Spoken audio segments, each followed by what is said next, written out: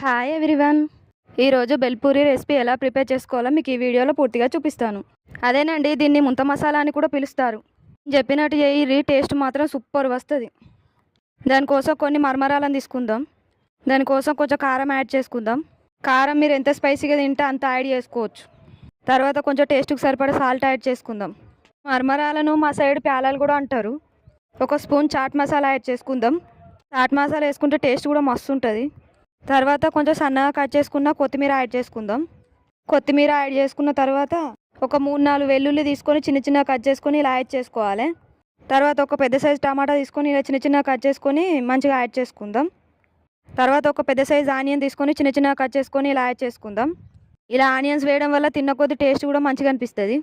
ఈ మరమరాలను కూడా ఒక్కో సైడు ఒక్కో రకంగా పిలుస్తారు. మీ సైడ్ ఏమంటారు ఈ మరమరాలను నాకు కామెంట్ చేయండి. వేసుకున్న ఇంగ్రీడియంట్స్ అన్నీ మంచిగా వాటికి పట్టేటట్టు కిందికి మీదికి మంచిగా కలుపుకోవాలి. ఇందులోకి ఒక 2 స్పూన్ల ఆయిల్ అయితే వేసుకుందాం. ఈ ఆయిల్ వేసుకున్నాక చూడండి కలిపితే ఎంత మంచిగా వచ్చిందో.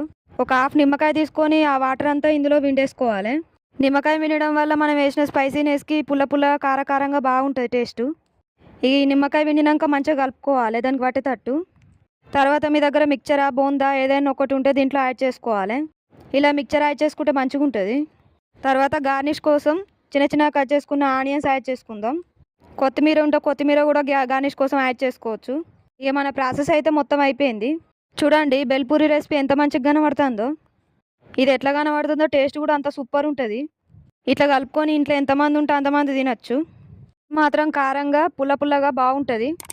నేను చెప్పినట్టు చేస్తే టేస్ట్ మాత్రం సూపర్ వస్తుంది. ఈ వీడియో కనుక నచ్చినట్టయితే ఒక లైక్ చేసి సబ్స్క్రైబ్ చేసుకోండి. Bye bye.